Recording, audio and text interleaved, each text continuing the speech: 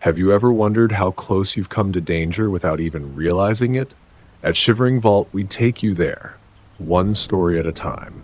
But before you drift off, consider liking this video, commenting where you're watching from and at what time, and subscribing to keep these chilling stories coming. Now, let's dive into these unsettling tales.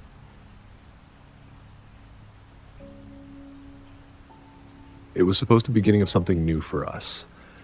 The fresh start we had been waiting for. My name is Daniel, and I can still remember the feeling of excitement and relief that swept over me as we moved into our new house in that quiet little suburb in California.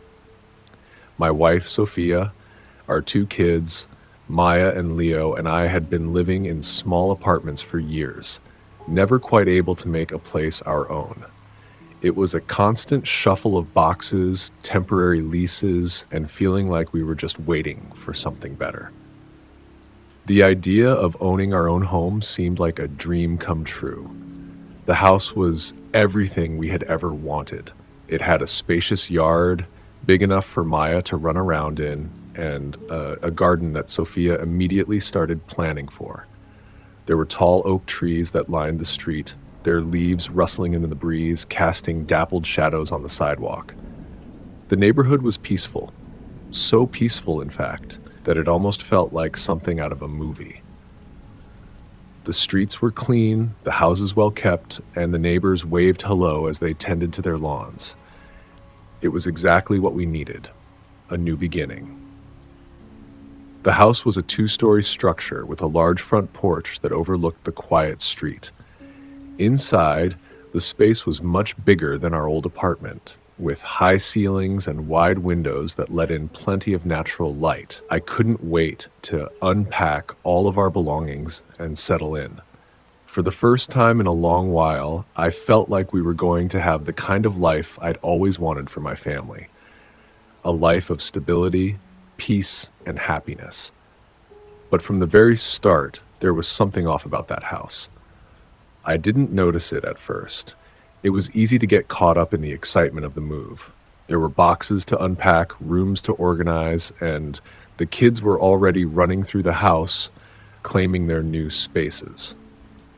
I remember Maya jumping on her bed, excited that she finally had a room to herself, and Leo, always the adventurer, exploring every corner of the house as if it were some kind of grand mystery. Sophia and I were busy getting the kitchen organized, and I recall how she kept commenting on how the house felt cold. She said it felt colder than it should be, even though it was the middle of spring and the weather outside was warm and pleasant.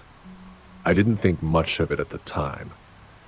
An old house, after all. The air conditioning was probably just malfunctioning. No big deal, I thought. But after a few days, I began to notice it too. Even when the heater was on, the air felt off. I would walk into the living room after being outside, and it would be freezing cold, much colder than the rest of the house.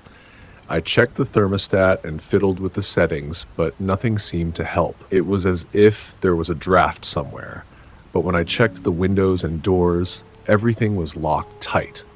Sophia would constantly be wrapped in blankets, even though it was supposed to be warm. One night, I was in the kitchen, heating up some leftovers, when I noticed how cold it was in the room. I could see my breath in the air, which seemed impossible considering it was a nice evening outside.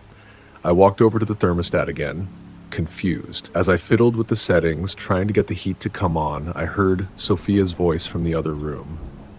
"Daniel," she said, her voice a little shaky, "it feels like something is watching me."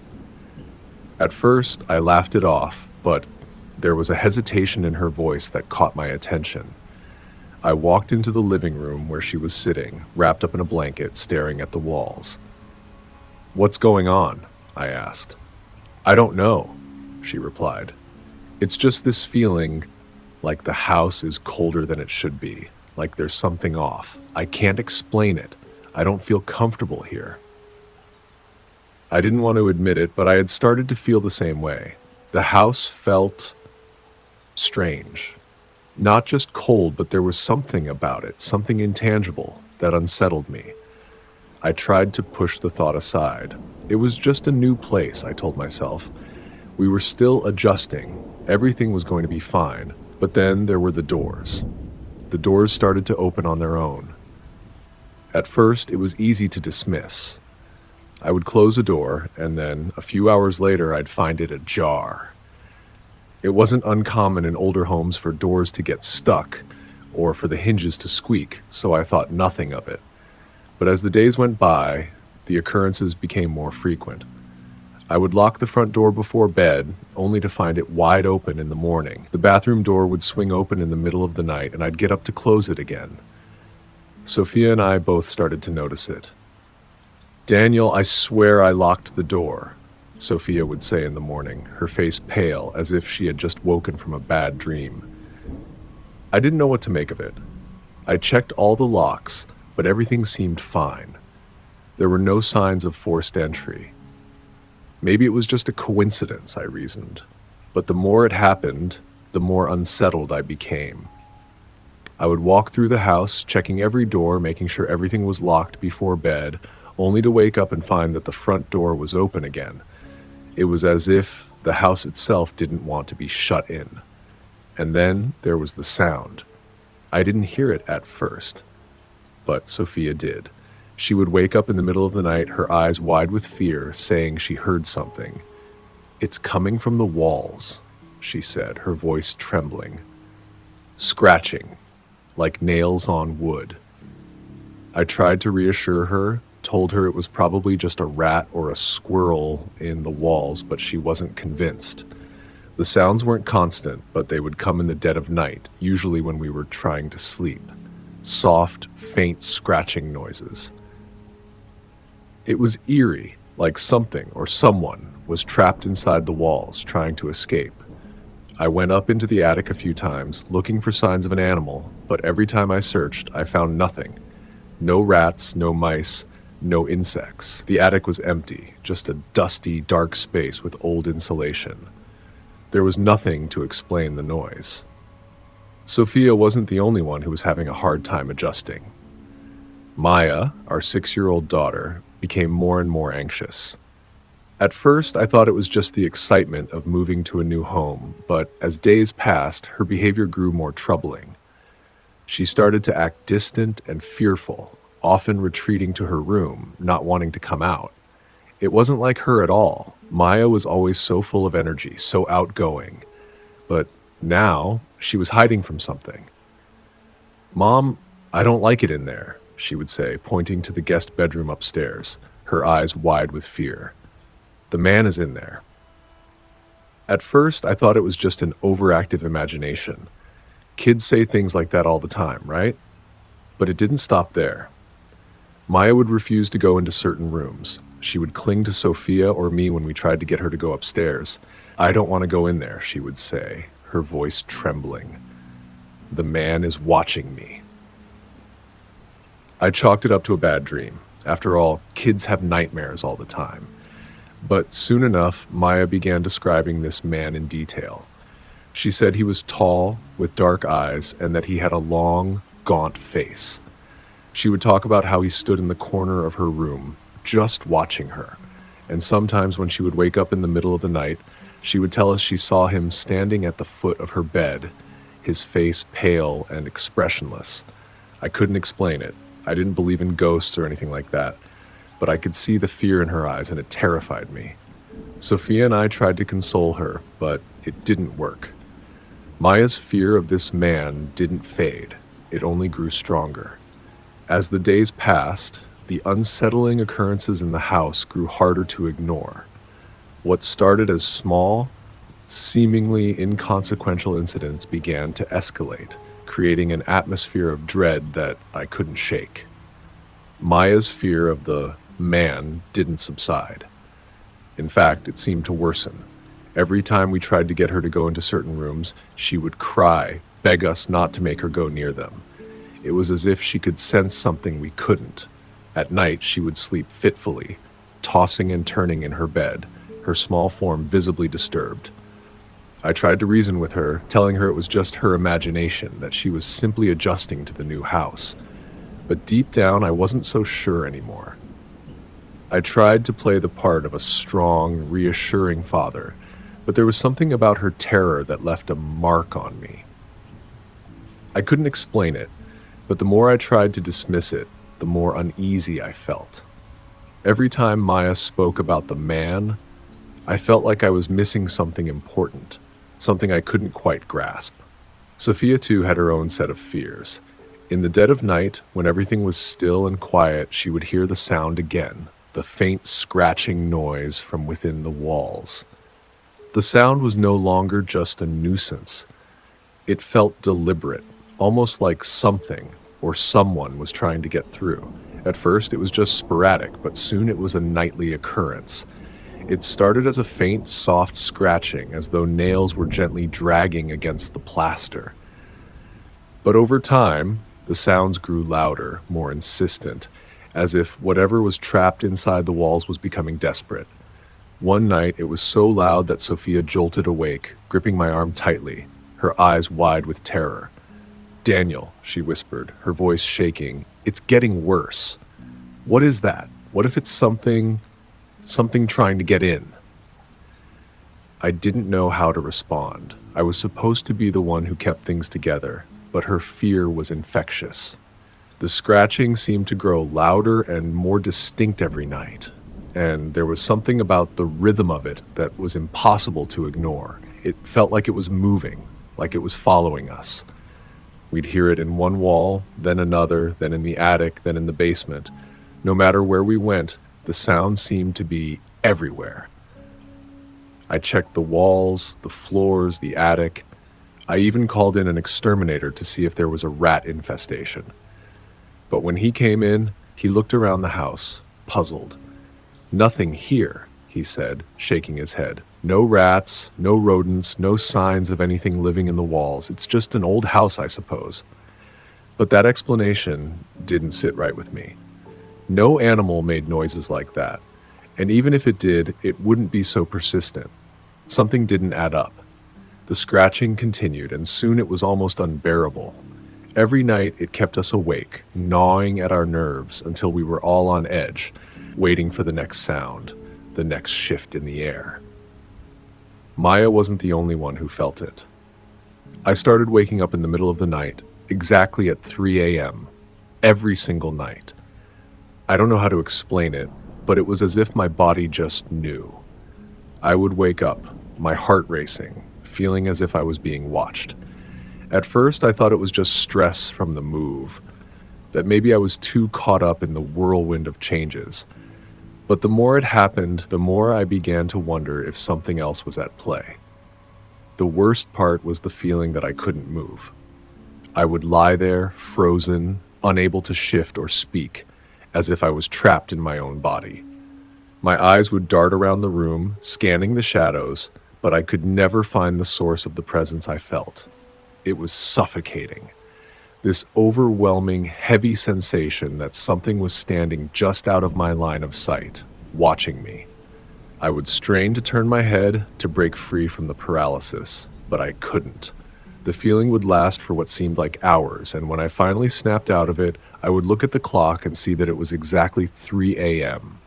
Every night, the same thing. The same time. The same suffocating presence. Sophia noticed it too. She began having disturbing dreams. Dreams of drowning. She would wake up gasping for air, her chest tight, as if the water was still pressing down on her. In her dreams, she was sinking deeper and deeper into water, unable to escape, and the more she struggled, the worse it got. It was as if something was pulling her under, holding her there. The dreams were relentless. She would wake up in a cold sweat, crying out for help, and I would have to calm her down. "It's just a dream, Sophia," I would whisper, holding her close. "You're safe. You're okay." But each time she awoke, her face was pale, her eyes wide with fear. It wasn't just the dream that frightened her. It was the feeling of being trapped, of being unable to breathe. It was like the water was still there, still pressing in around her. One evening, things took a turn for the worse. We were having dinner when Max, our dog, suddenly started barking wildly at the front door. It was unlike him. He was usually so calm, so well behaved. But that night, he went crazy, scratching at the door, whining, barking like he'd seen something terrifying. He darted toward the door, paws sliding against the floor as he tried to get outside. Sophia and I looked at each other, confused and startled. "What's wrong with him?" I asked, getting up to open the door. But as soon as I did, Max bolted out into the night, running faster than I'd ever seen him move. "Max!" I shouted, stepping outside after him. "Where are you going?" But he didn't stop. He ran down the street, disappearing into the darkness as though something was chasing him. I called after him, but he didn't come back. The next morning, we searched the neighborhood, posted flyers, asked around, but no one had seen him. He was just gone. It didn't make sense. Max had never run off like that, and the way he acted, frantic, desperate, it was as if something had scared him beyond reason. The whole situation felt wrong, like a bad omen. At that point, I could feel it in my bones. Something was very wrong with this house. The scratching, the coldness, strange dreams, and now Max disappearing without a trace. It was all too much. We needed answers, and that's when I decided to take action. I reached out to a local priest, Father Ramirez. I wasn't a particularly religious man, but I had heard that he had helped people with spiritual issues in the past, and at this point I was desperate. I called him up, explaining some of the strange things we'd been experiencing. When Father Ramirez arrived, I could tell something was off. He was a man in his mid-50s, with a calm, reassuring demeanor. But as soon as he stepped onto the porch, he stopped in his tracks. His eyes went wide, and his face went pale. He didn't say a word at first, just stood there, staring at the house. "Father?"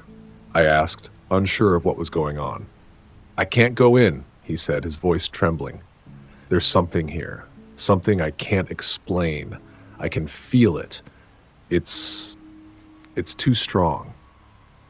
His words sent a chill down my spine. Here was a man of God, a priest who had dealt with many difficult situations, and he wouldn't even step inside the house. "You need to leave," he warned us. "Get out while you still can." That's when I knew we weren't dealing with something ordinary. Whatever was in that house, whatever was haunting it, was not something I could fight. And I wasn't sure we could stay any longer. The priest's warning stuck with me like a stone in my gut. As soon as he left, I knew something had changed.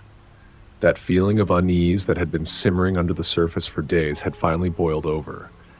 It wasn't just the cold air, the doors that wouldn't stay shut, or the strange noises anymore. It was something much darker, something we couldn't escape. We could feel it now, pressing down on us, wrapping its invisible fingers around the house, around us. That night, everything took a turn for the worse. I had tried to keep things normal for the kids, but it was impossible. Maya refused to leave her room, huddling in her bed, eyes wide and unblinking, staring at the door as if she could see something on the other side. Leo, our little adventurer, had become unusually quiet, hiding behind Sophia, never straying far from her side. The house felt like a prison now, like it was slowly suffocating us, trapping us inside its walls. Sophia and I barely spoke as we went about our evening routine. We ate in silence, each of us lost in our own thoughts, too tired and too scared to say anything that might make it worse. But then it happened. It started with the doors. They all slammed shut at once, every single door in the house, at exactly the same time. The sound was deafening, a sudden, violent crash that echoed through every room.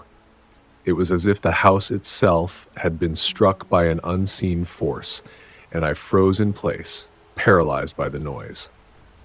Sophia let out a sharp gasp, clutching the sides of her head as if trying to block out the sound. "What the hell?" I whispered, my heart pounding. I stood up and rushed to the front door, but it was already shut. The kitchen door was sealed tight. The bathroom doors slammed shut. I walked through the house, checking each room, my breath coming in shallow gasps. There was no explanation for it. It was as though every door had been thrown shut by something. Someone that wasn't us. And then came the whispers. At first, they were faint, barely audible, like the rustling of leaves in the wind, but soon they grew louder, more distinct. They were coming from every direction, from the walls, the floorboards, even from the corners of the rooms. Low, guttural whispers, like voices barely more than a murmur, as if someone was speaking just beneath the surface of the house, hidden in the shadows. I could feel my pulse quicken, my skin prickling with fear. I couldn't make out the words, but I knew they were there, circling us, closing in. "Maya?" I called out, my voice trembling. "Maya, are you okay?" There was no answer. I hurried to her room, but the door was locked. I slammed my shoulder against it, forcing it open. The sight I saw inside made my stomach drop. Maya was standing at the foot of her bed, her eyes wide open but unseeing, staring at the wall. Her small mouth was moving, but no sound was coming out. She was whispering something under her breath, her voice barely audible over the rising whispers around us. "He's mad," she whispered again and again, her voice hollow, as if it wasn't even hers anymore. I tried to shake her, to pull her out of her trance, but she didn't respond. Her body felt stiff, unyielding, as if she wasn't entirely there. I felt a cold rush of air wash over me as I stood there, helpless, and I knew without a doubt that we had crossed a line we couldn't come back from. "Daniel." Sophia's voice was barely a whisper from behind me. I turned to look at her, and I could see the terror in her eyes, the same terror that had been building in all of us. In that moment, the house felt like it was alive and angry, as if it was rejecting us, as if it was trying to push us out. Suddenly, I saw it. Out of the corner of my eye, I caught the shadow of a figure standing at the edge of the backyard. It was tall, too tall. The silhouette was barely visible against the dim light of the street lamps, but I could feel its eyes on me, watching, waiting. The figure didn't move, just stood there, staring directly at the house. My heart raced as I felt an overwhelming sense of dread wash over me. "Who's out there?" I shouted into the darkness, but the figure didn't respond. I turned quickly to grab the flashlight from the kitchen, but when I pointed it back to the backyard, the figure was gone. Just like that, it had vanished into thin air. "Daniel, we have to leave," Sophia begged, her voice breaking. "This is too much. We can't stay here anymore." I didn't argue. There was no time to argue. I grabbed Maya and pulled her away from the bed, trying to shake her back into reality. But the house wouldn't let us go. It wasn't letting us leave. Just as I turned to leave the room, the sound of footsteps echoed behind me. Soft, heavy footsteps, like someone was walking right behind us, just out of sight. I spun around, but there was nothing there. Only empty space. But the air felt thick, like we were being suffocated by the house itself. We grabbed our things, what little we could carry, and rushed out the front door, not daring to look back. I was shaking, my hands slick with sweat, my heart pounding in my chest. We didn't stop until we reached the car, and even then, I felt like we were being watched, like something was still following us. That night, we drove away, leaving everything behind. We didn't look back. We couldn't. Weeks later, after we had settled into a new place, we ran into one of the neighbors who had helped us move in. I had seen her a few times around the neighborhood, but she had never seemed particularly interested in talking. That day, as we exchanged pleasantries, she casually mentioned something that sent a chill down my spine. "You know," she said, "the house you had moved into, it's been empty for years. The last people who lived there, well, they vanished, you know? Left everything behind. Car was found miles away from the house, but the man himself was never seen again." I felt the blood drain from my face. I couldn't respond at first. I didn't want to know, but I had to hear it. "They say the house, it has a way of making people leave," she continued, her voice low. "It's never been the same since the last owners. Some people think it's cursed." I didn't know what to say. I just nodded and walked away, the words sinking in like a heavy weight. The house is still there, standing on the same street, vacant and silent. No one stays long. It never takes long before they leave, just like the others before us. And I know now, without a doubt, that we were lucky to get out when we did. Because whatever is in that house, it's still there, waiting. And it's not going to stop until it gets what it wants.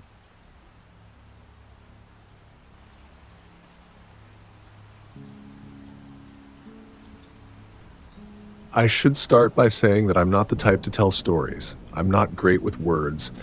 And if you'd asked me a year ago whether I'd be writing something like this, I would have laughed. But here I am, writing this because I need to get it off my chest. The more I think about what happened, the more I feel like I'm losing my mind. It all started when Alex and I decided to take a 3-day camping trip. We were both exhausted from the hustle and grind of city life, long work hours, traffic jams, crowded streets. It was overwhelming. So when Alex suggested renting an RV and heading to the California wilderness, I was all in. We figured we'd disconnect for a bit, go on a few hikes, and spend the nights around a campfire, just talking and unwinding.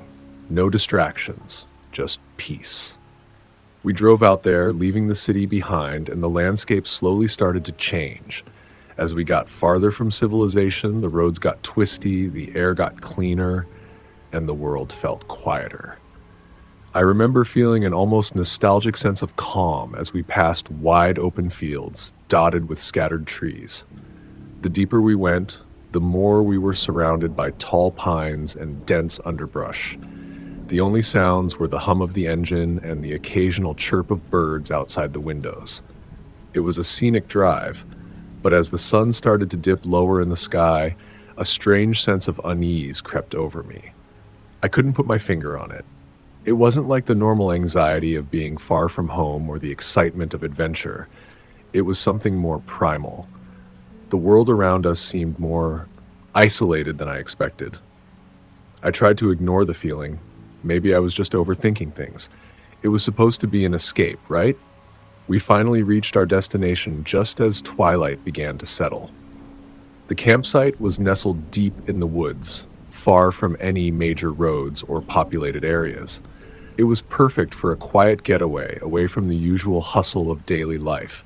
There was no one else around, no other campers or signs of civilization. Just us, the trees, and the endless sky. We parked the RV and stepped out into the cool evening air. The air smelled fresh like pine and earth, but there was something else too, something faint and almost metallic. It wasn't strong enough to notice at first, but the longer I stood there, the more I couldn't shake the feeling that something wasn't quite right. Maybe it was the isolation, or maybe it was just my mind playing tricks on me, but the place felt eerily quiet. "Hey, you ready to set up?" Alex asked, snapping me out of my thoughts. "Yeah," I said, trying to shake off the unease. "Let's get to it." We started unloading the RV, setting up camp as the sun dipped lower, casting long shadows across the ground. The stillness of the place was almost oppressive, the kind of silence where even the smallest sound seems too loud. We spent the next hour or so getting everything set up. The RV was parked in a secluded little clearing, surrounded by tall trees that made the place feel even more remote. I remember how the shadows stretched out from the trees, dark and heavy, as the sun sank behind the horizon. We got the fire pit ready, unpacked our gear, and set up a few chairs around the campfire. By the time we finished, it was fully dark.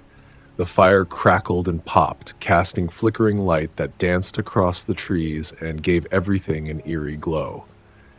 It was exactly what I needed, a moment of peace, away from everything.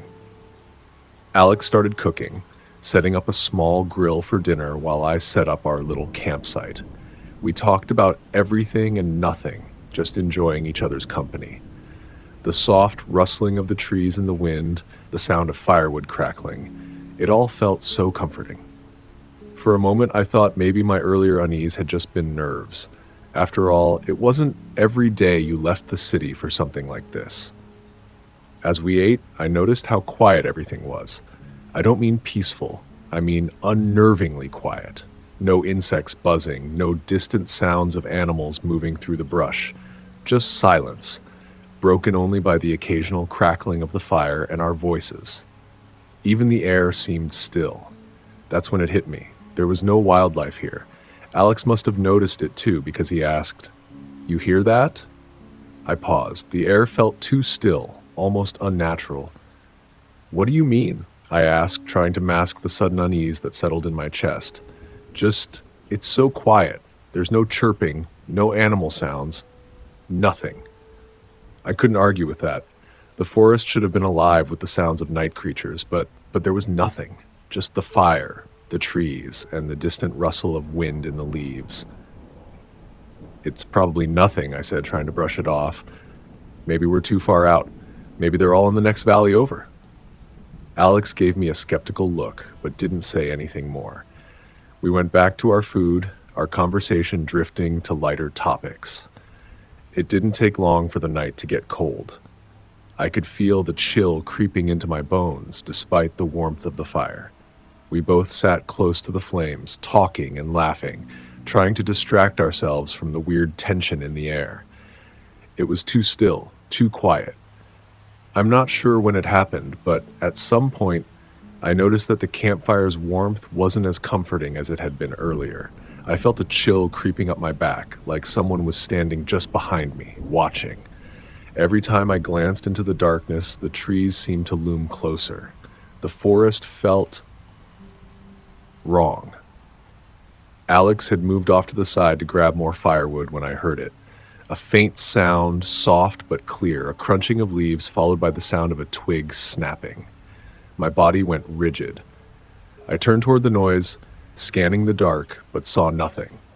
"Alex?" I called out, my voice shaking slightly. "Yeah?" he answered, stepping back into the firelight, clearly oblivious to the tension in the air.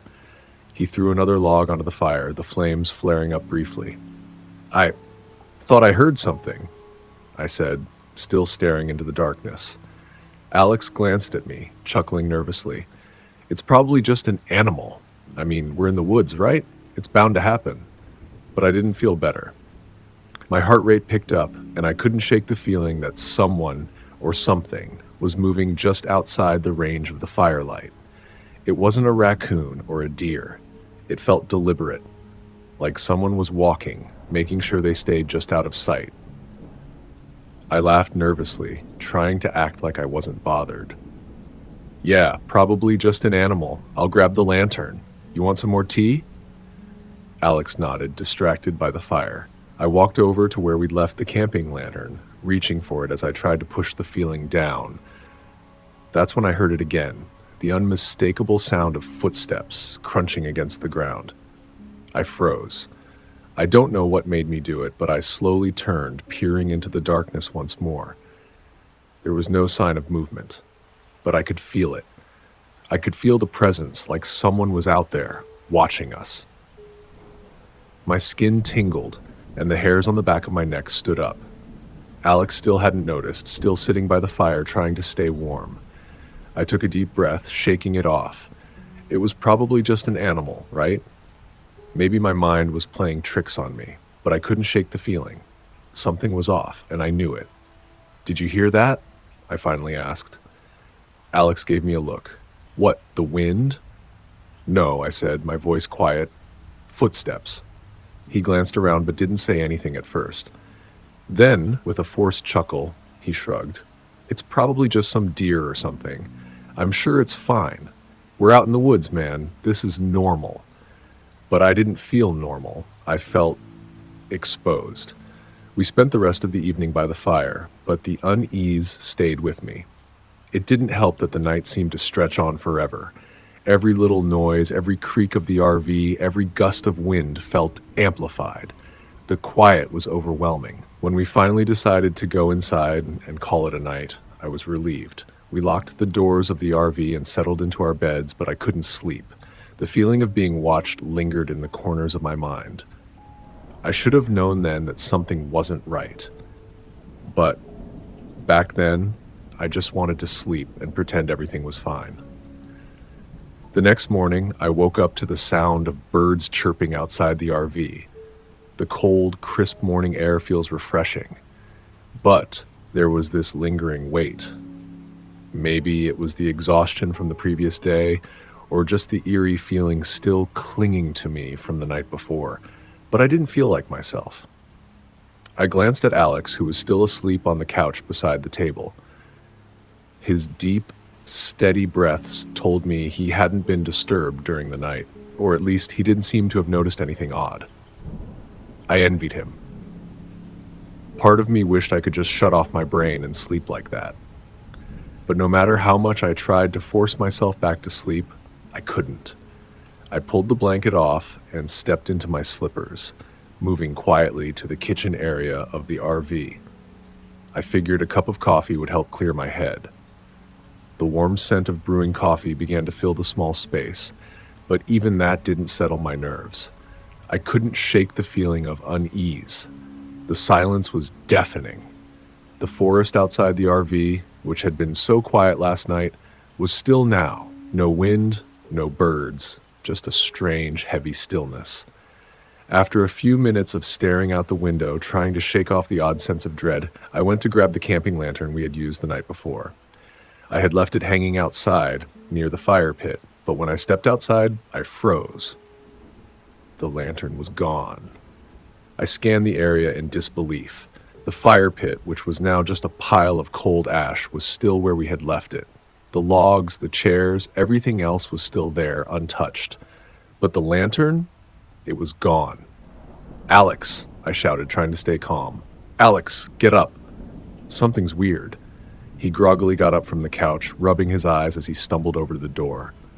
"What's going on? Did you move the lantern last night?" I asked, my voice shaking slightly. "It's gone. I left it right there."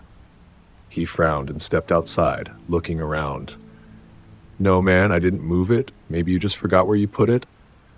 I shook my head. "No, I'm telling you, I left it right here." I was starting to feel like I was losing my mind.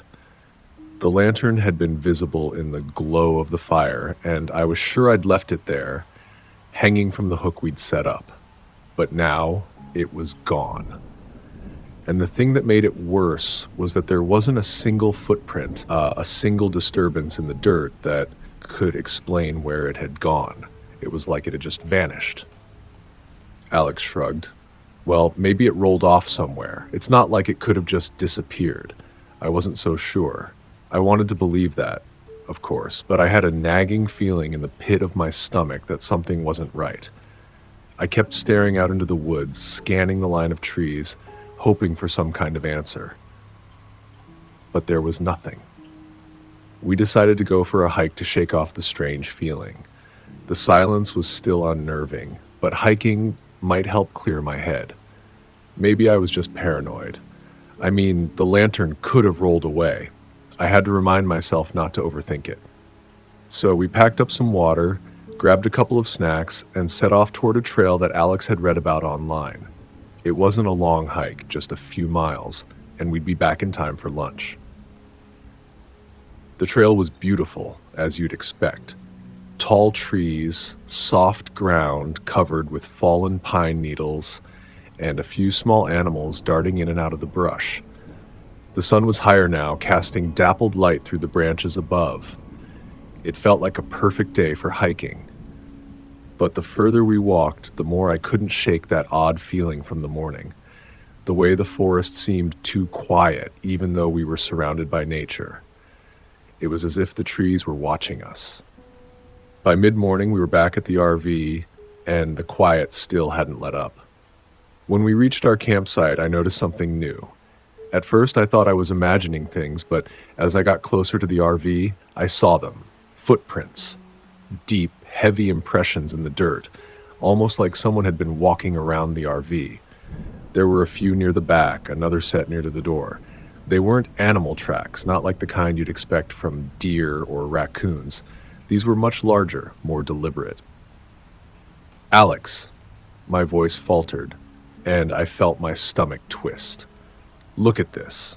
Alex bent down, his face going pale as he stared at the prints. He slowly stood up, his eyes scanning the perimeter of the RV. "What the hell? Those don't look like normal footprints. They were too deep, too wide, and they went in a full circle around the RV, almost as if someone or something had been pacing around it. Maybe someone else is camping nearby, Alex suggested, his voice shaky, but I could hear the uncertainty in it.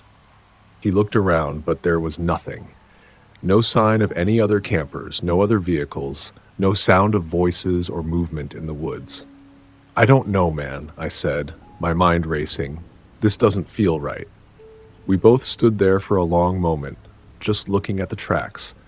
The air felt thick, as if the entire forest had gone still again, holding its breath. There was no breeze, no birds, just the haunting silence of the woods. We spent the next hour trying to shake off the feeling. Alex tried to make light of it, cracking jokes about Bigfoot and trying to convince me it was just some curious animal, maybe a bear or a large deer, coming to investigate. I wanted to believe him, I really did. But the more I stared at those deep prints, the more I couldn't shake the feeling that we were being watched. It wasn't until later that evening when the unease really set in. We sat around the fire, trying to enjoy our second night in the woods, but I couldn't shake the growing sense of dread. I was constantly looking over my shoulder, feeling like eyes were on me. Alex noticed too. We were talking about something, I can't remember what, when I interrupted him, my eyes darting toward the tree line. "Did you see that?" Alex turned, his brow furrowing. What? What are you talking about?" I thought I saw something move in the trees, like a shadow, just darting between the trunks. We both stared into the darkness, but nothing was there. Still, the feeling of being watched only grew stronger. It was like something was out there, just waiting for us to make a move. When night came, the air grew colder, and the darkness felt heavier. We retreated into the RV for warmth, but the unease didn't leave. The RV felt small and vulnerable, tucked away in the heart of the woods, surrounded by trees that seemed to close in on us. I couldn't sleep. Every time I closed my eyes, I saw the footprints again and heard the echo of footsteps around the RV. I didn't sleep much that night. The darkness felt thick and suffocating, pressing in from every side. I kept hearing things, footsteps, whispers, creaks from outside, but every time I forced myself to look, there was nothing there. The forest seemed to come alive in the most terrifying ways, with shadows flickering just beyond the reach of the RV's dim lights. I kept thinking I saw shapes, outlines moving in the trees, but whenever I focused, they were gone. It wasn't just the fear of the unknown anymore. There was something wrong with the place, something off about the silence, the stillness. I could feel it in my bones, like the woods themselves were holding their breath, waiting. When I finally got out of bed, the world outside was covered in frost. The air was biting cold, far colder than it should have been for this time of year. Alex was still asleep on the couch, his breathing steady, but I could tell from his face that he hadn't slept well either. We both had bags under our eyes. I stepped outside to get some air, but as soon as I did, the full weight of the quiet hit me again. It wasn't just silent. It was unnerving. The trees seemed to loom, their branches twisting into strange shapes in the early light. The wind was still, and there were no sounds of animals, nothing. Just the silence. The air smelled thick, like damp earth, and the chill in the atmosphere felt like it was slowly creeping under my skin. I stood there for a while, just breathing it in, trying to shake off the paranoia. Maybe I was overthinking things. After all, the footprints had to be from some other camper, right? And the lantern? Maybe I had just misplaced it. I had to remind myself that I was in the middle of nowhere, far from the city and its constant noise. Things were bound to feel different here. I grabbed a jacket and went back inside, trying to settle myself. We had one more day before we headed home. All we had to do was make it through the night. The next day, by late afternoon, I felt the tension rising again. We'd gone on a short hike earlier, but my mind was never fully at ease. I kept checking over my shoulder, looking into the trees, expecting to see someone or something watching us. The footprints were still there, though they seemed almost too perfect, too deliberate. The deep impressions in the dirt, circling the RV, it was all too much. When night fell, the air turned bitterly cold. Alex started the fire and we sat in front of it, trying to make light of the situation. "Tonight's our last night, man," Alex said, trying to sound casual. "Tomorrow we head back home. It'll all be over." "Yeah, I know," I replied, but my voice didn't carry the same confidence. "Let's just get through tonight." We ate dinner by the fire, but I couldn't shake the feeling that something was wrong. The fire seemed to flicker uneasily, as if it were struggling against the cold night air.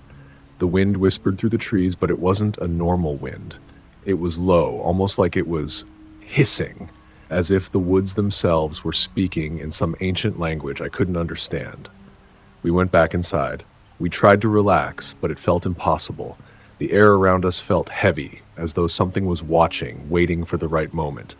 And then, just as I began to think it might be my imagination running wild, I heard it. A noise. Soft at first, but unmistakable. The crunch of leaves. Footsteps. "Alex," I whispered, my heart hammering in my chest. "Did you hear that?"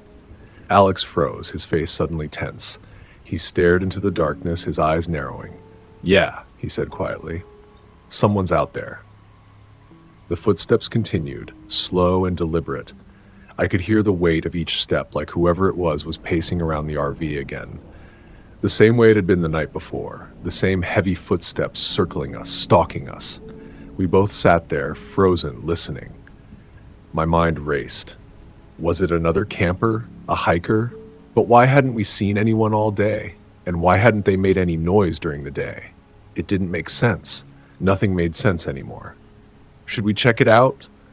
Alex asked, his voice barely above a whisper. I shook my head. No way, we need to stay inside." The sound of footsteps grew louder, closer.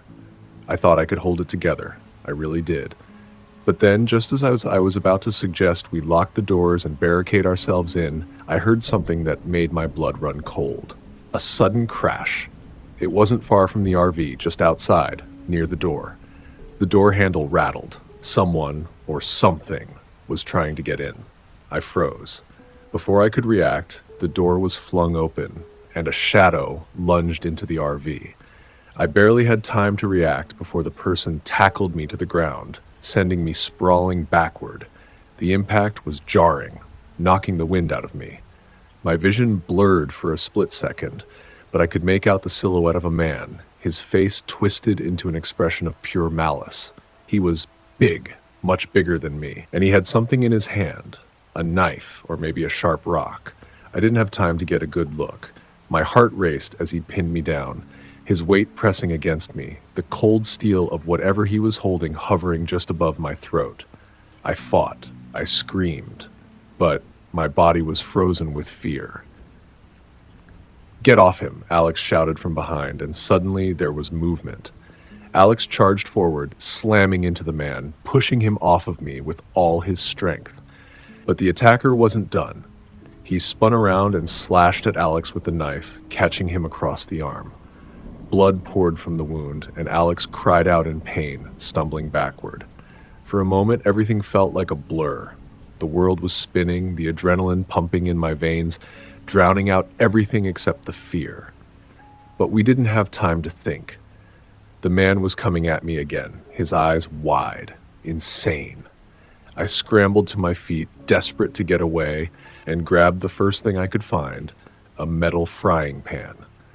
I swung it at him, catching him in the face with a loud clang. The man staggered back, momentarily dazed. "Alex, we need to get him outside," I screamed. Alex, clutching his bleeding arms, scrambled to his feet, his eyes wide with panic. We were barely able to throw him outside the RV. I locked the door just as the man tried to grab the handle. But that wasn't enough. We needed to get out of there. "Call the cops!"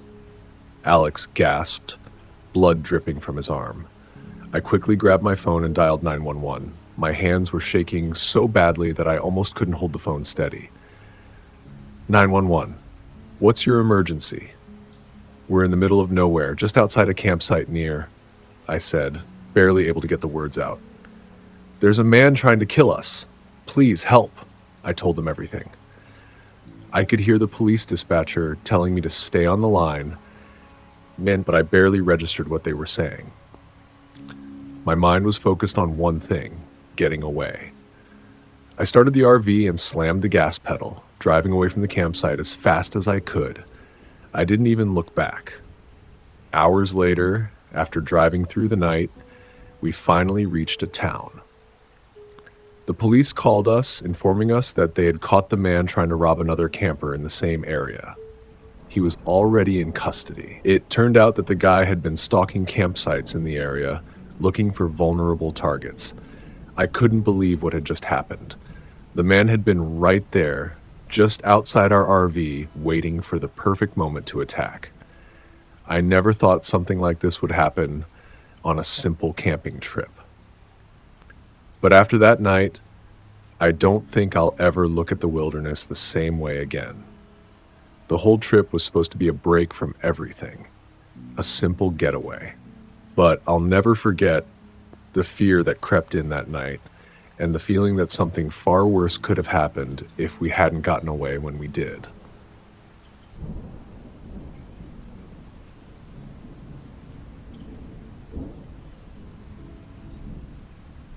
It was supposed to be the perfect trip. My girlfriend Emily and I had been planning this for months, an escape from the everyday chaos and the daily grind. We were both nature lovers, avid campers, and had always dreamed of exploring the quiet, remote corners of California's Redwood National Park. We read stories about how magical the place was, with its ancient, towering trees and the sense of serenity that washed over you the moment you stepped into the forest. It felt like the perfect getaway, the kind of place where you could disconnect from everything and find some peace. Neither of us had been to this particular part of the park before. We had planned our trip carefully, picking out a secluded spot well off the main trail. The idea was to camp somewhere far from any established campsites, just us and nature. There was something incredibly alluring about the thought of being so isolated, so removed from the rest of the world. The GPS showed we were deep within the park, miles from the nearest town or any kind of service. The thought of complete isolation had been part of the appeal. Our first 2 nights were perfect, just like we'd imagined. The air was crisp and cool, and the scent of pine needles filled our lungs every time we breathed in. The towering trees around us were like living giants, stretching up into the sky, their trunks wide enough that it felt like they could hold up the heavens. The forest was so thick, so dense with foliage, that we could barely see past the trees. The shadows were deep, the ground covered with soft, mossy undergrowth that muffled our steps as we wandered through the woods during the day. We arrived at our campsite, a small clearing nestled beneath an enormous redwood tree that had to be hundreds of years old. We set up our tent, unpacked our camping gear, and built a fire. It was like a dream. Emily and I sat by the fire, roasting marshmallows and talking about everything and nothing at the same time. We laughed, enjoyed the warmth, and marveled at the beauty of it all. The air felt clean and pure, the night sky clear and filled with stars. There was something undeniably magical about being out there. The second day passed in a similar fashion. We hiked through the forest, admiring the enormous trees, the ferns, the little streams that meandered through the woods. We were far from anyone else. We didn't see a single other person, and that was exactly what we wanted. That night, we cooked a simple meal over the fire, drank some wine, and again sat by the warmth of the flames, watching the stars. It was the third night that everything changed. The weather had been shifting throughout the day, but it wasn't anything too unusual. The wind had started picking up, and a thin veil of clouds covered the sky, casting a grayish pall over the forest. The temperature had dropped a few degrees, but it wasn't unbearably cold. Still, something felt off. I couldn't put my finger on it, but I noticed Emily had started to look uneasy too. She kept glancing around, like she was trying to see something in the shadows of the trees. We decided to go to bed early. The fire had burned down to embers, and the wind was making the trees creak and groan as it swept through the canopy. The tent was warm, and we zipped ourselves in, making sure everything was secure. The sounds of the forest at night were usually calming, but tonight it was different. The wind was louder, harsher, and it seemed like the forest was alive with strange noises. I tried to fall asleep, but I couldn't. I lay there, staring at the inside of the tent, listening to the wind whistling through the trees. There was a heaviness to the silence that had settled over us, the kind of silence that makes you feel like you're being watched. I kept telling myself that I was being paranoid, that the isolation was just playing tricks on my mind. But the more I thought about it, the more uncomfortable I became. Then it happened. I was lying on my side, facing away from Emily, when I felt it, a sharp, cold pressure against my side. At first, it felt like a sudden, quick stab, something small like a needle. But it wasn't just pain, it was wrong. I tried to scream, but my voice was caught in my throat. My chest tightened, panic setting in. Fear clamped down on me so hard I couldn't move. My heart was pounding in my ears, drowning out everything else. The pain, the cold, the pressure, it was all too much.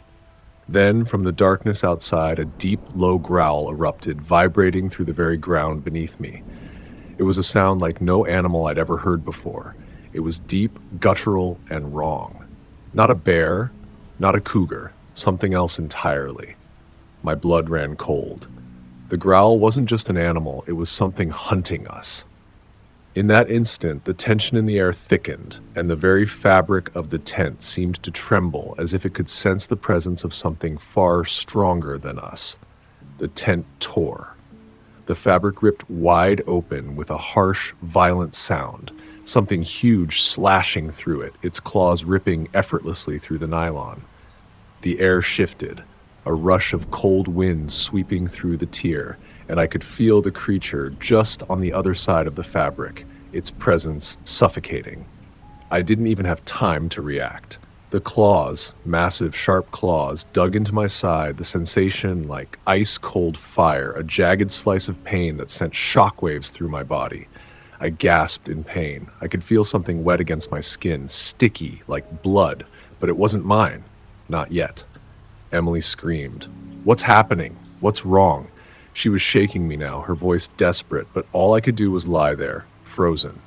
I wanted to speak, wanted to move, but fear had completely paralyzed me. Then, Emily grabbed the bear spray. Her hands were trembling, but she didn't hesitate. With a sharp inhale, she aimed it at the tier in the tent and sprayed. The hiss of the mist was deafening in the still night air, and instantly, the creature let out a roar, a scream of rage so loud and wild it felt like it was ripping through the trees. It recoiled, staggering back with a furious growl, but it didn't leave immediately. In a panic, Emily grabbed anything she could find.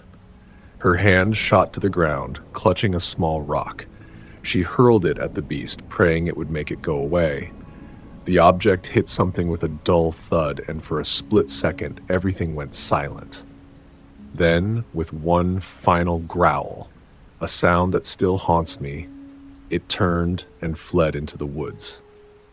The heavy sound of its movements crashing through the underbrush echoed in the dark, fading until there was nothing but the pounding of our hearts, the wind rustling the trees, and the sound of Emily's shaky breath. The growl came again. Emily's eyes widened in terror, and she clutched my arm. "We need to leave. Now," she whispered urgently. I didn't need any more convincing. My hands were shaking as I unzipped the tent, the cold air rushing in, making my skin crawl. I grabbed Emily by the arm and pulled her out with me. We didn't stop to look around or try to gather anything. Everything was forgotten in that moment, except for one thing: survival. The forest seemed to close in around us as we ran. The trees were dark shapes in the distance, and I could barely see the trail in front of me. The growls continued behind us, sometimes close, sometimes distant, but always there. The sound of something big moving through the trees, following us, tracking us. I felt the hairs on the back of my neck stand up. The overwhelming sensation that something was hunting us, stalking us. We ran blindly through the thick undergrowth, branches whipping at our faces, tripping over roots. My lungs burned from the cold air, my legs felt like lead, but we didn't stop. We couldn't stop. Finally, we saw it. Our car, shining dimly in the distance. We sprinted toward it, not daring to look back. I felt my foot catch on something, and I stumbled, but Emily was right beside me, pulling me up and urging me forward. I don't know how we made it, but we did. We reached the car and flung open the doors. I jumped in and started the engine, my hands trembling so badly I could barely grip the wheel. As I drove away, I glanced in the rearview mirror. The trees seemed to loom behind us, their silhouettes twisted and strange in the darkness, but there was nothing there.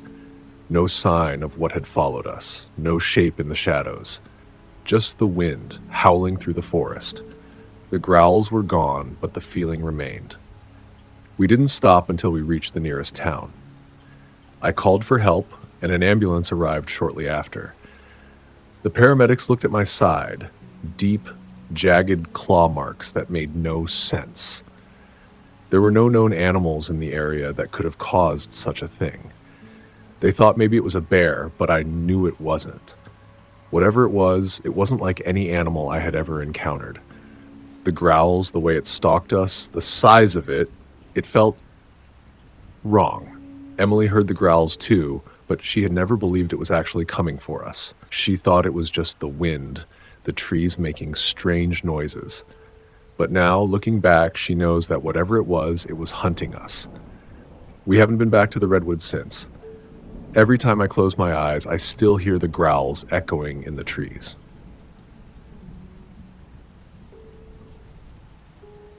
That's it for today's tale from Shivering Vault. If you have a story worth sharing, drop it in the comments or send it our way. Don't forget to subscribe and share with your fellow thrill seekers. As always, the Shivering Vault thanks you for unlocking today's tale. Until next time, the vault awaits your return.